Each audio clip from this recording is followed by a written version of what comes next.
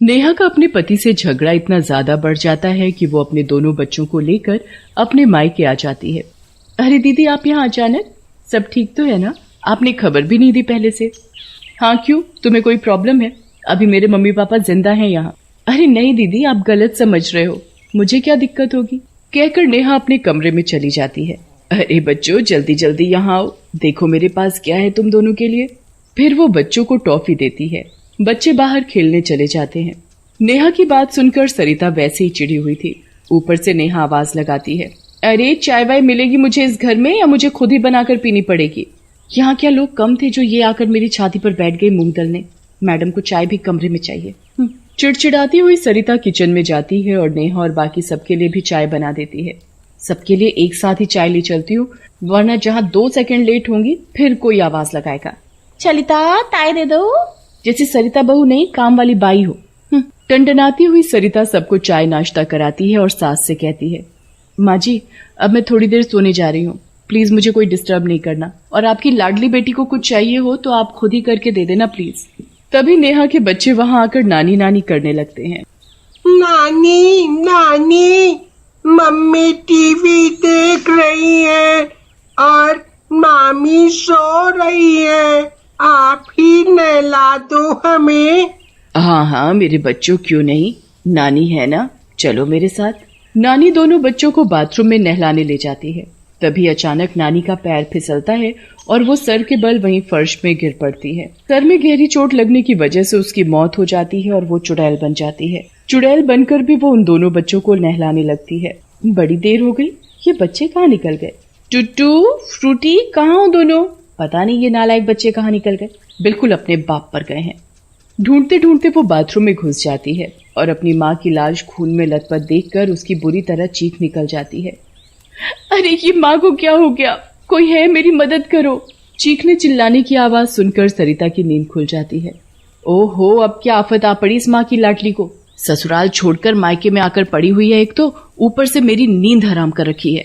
सरिता झंझनाती हुई आवाज की तरफ जाती है। सास की लाश देखकर कहती है, ओहो, इस बुढ़िया को भी अभी मरना था, ये काम का बोझ मेरे ऊपर डालकर खुद चैन की मौत मर गई। ये सारी बातें नानी चुड़ैल सुन रही होती है। अच्छा, तो ये विचार है पद्मिनी के मेरे बारे में। छत पर फ्रूटी और टुट्टू पकड़म पकड़ाई खेल रहे थे। भागते भागते फ्रूटी बालकनी की तरफ बढ़ जाती है और छत से गिरने वाली होती है। ये देखकर टुट्टू भागते भागते जाता है और नेहा को बुलाता है, मम्मी वो फ्लूटी फ्लूटी छत, मम्मी फ्लूटी छत। नेहा पूरी बात सुने बिना ही टुट्टू को जोर का चाटा लगाती है। तुम दोनों को पूरा दिन कोई काम नहीं सिवाय खेलने के, फ्रूटी ने ये कर दिया, टुट्टू ने वो कर दिया, सारा दिन यही सब। इससे पहले कि फ्रूटी गिरती कि तभी नानी चुड़ैल वहां आ जाती है और उसे बचा लेती है। हद है इन दोनों की, 2 औरतें घर में होकर 2 बच्चों का ध्यान नहीं रख पा रही, कैसी औरत है ये। फिर रात को, मामी मामी मुझे बिस्कुट चाहिए, ऊपर डब्बे से दो ना। क्यों री, तेरे बाप का घर है या तेरी माँ यहाँ कमा कर रख गई है बिस्कुट, चल भाग यहाँ से। सरिता फ्रूटी को किचन से भगा देती है। ये सब नेहा देख लेती है, पर हालात को सुलझाने की जगह वो गुस्से में फ्रूटी को ही बुरी तरह पीटने लगती है। कितनी बार तुझे मना किया है ना कि अब तेरी नानी नहीं रही, ये घर मामी का है, अब फिर तू क्यों मांगने गई वहां? भूख लगी है, भूख।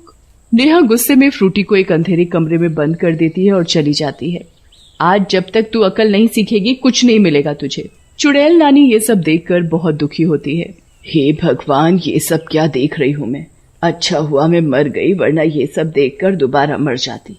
इतने छोटे छोटे बच्चे हैं और ये जालिम औरतें आपसी गुस्सा बच्चों पर निकाल रही हैं। एक माँ होते हुए भी अपनी लड़की की भूख की परवाह नहीं, और मामी को अपने गुस्से के आगे कुछ दिख ही नहीं रहा। फिर चुड़ैल नानी सबके खाना खाने के बाद किचन में फ्रूटी का मनपसंद आलू पराठा बनाती है और उसके लिए कमरे में लेकर जाती है। फ्रूटी इतनी मासूम थी कि उसे पता ही नहीं था कि जिस नानी के हाथ से वो पराठा खा रही है वो असल में मर चुकी है। रात को सोने से पहले नेहा फ्रूटी के कमरे का गेट खोलती है। पूरा दिन भूखा रह के तेरी अकल ठिकाने आ गई होगी अब। भूखी कहाँ, नानी ने खाना खिलाया ना, वो आपकी तरह नहीं है। अच्छा, तो तेरा मतलब है नानी स्वर्ग से तुझे खाना खिलाने आई थी। और हंसने लगती है। नेहा रसोई में जाती है कि वहां सरिता आकर उसका रास्ता रोक लेती है। किचन में नो एंट्री। ये क्या मजाक है? रास्ता छोड़ मेरा, चल साइड हो, भूल मत ये घर मेरा है। तेरा है? तेरा था, अब बहू होने के नाते ये घर मेरा है। तेरा घर ससुराल है जिसे छोड़कर यहाँ पलंग तोड़ रही है पड़े पड़े। और उन दोनों में लड़ाई होने लगती है। चुड़ैल नानी ये सब देखकर अपना सर पकड़ लेती है। लगता है इन दोनों को सबक सिखाना ही पड़ेगा, नहीं तो इन दोनों की आग की चक्की में बेचारे मेरे बच्चे घुन की तरह पिसेंगे। चुड़ैल नानी गैस से गरम गरम कंचुली लाकर सरिता और नेहा के हाथ पर छुआ देती है। आह, मेरा हाथ! किसने किया ये? ओ करमजनी, कहीं ये काम तेरा तो नहीं है? मुंह संभाल कर बात कर। तूने खुद मेरा रास्ता रोक रखा है और कह रही है मैंने जलाया है। अरे बेवकूफ, अगर मुझे जलाना होगा तो पूरी कढ़ाई खौलते तेल की तेरे पर पलट दूंगी। बड़ी आई। फिर वो दोनों बहस से थक कर अपने अपने कमरे में जाकर जली हुई जगह पर ऑइंटमेंट लगाती हैं और सो जाती हैं। बेचारे बच्चे टीवी देखते देखते वहीं फर्श पर ही सो जाते थे। चुड़ैल नानी को बच्चों की हालत देखकर तरस आने लगता है। चुड़ैल नानी उसी वक्त नेहा के कमरे में जाती है। वाह, बस अपने मेकअप और नींद के अलावा कुछ नहीं देखना चाहती। गुस्से में नानी नेहा को जोरदार चाटा लगाती है कि नेहा भड़भड़ाते हुए यहाँ वहां देखती है। मुझे किसने मारा? कौन है यहाँ? बोलो, किसने मारा मुझे? नेहा यहाँ वहां देखती है पर उसे वहां कोई नहीं दिखता। वहां पर एक कागज का टुकड़ा मिलता है जिस पर लिखा होता है, टूटी फूटी को फर्श से उठाकर बेड के ऊपर सुला। नेहा को थप्पड़ की गूंज अभी तक याद थी, इसलिए वो जल्दी से दोनों को उठाकर बिस्तर पर सुला देती है और खुद भी सो जाती है। सुबह जब नेहा सरिता को देखती है तो कहती है, तेरी हिम्मत कैसे हुई मेरे कमरे में आकर मुझे थप्पड़ मारने की? दिमाग खोलकर बात कर मुझसे, मेरे पास इतना टाइम नहीं है कि तेरे ही इर्द गिर्द घूमती रहूं। और वहां से सरिता चली जाती है। बेटा, अब तो देख मैं तेरे साथ क्या करती हूँ। फिर सरिता नेहा और उसके बच्चों के लिए खीर बनाकर ले जाती है।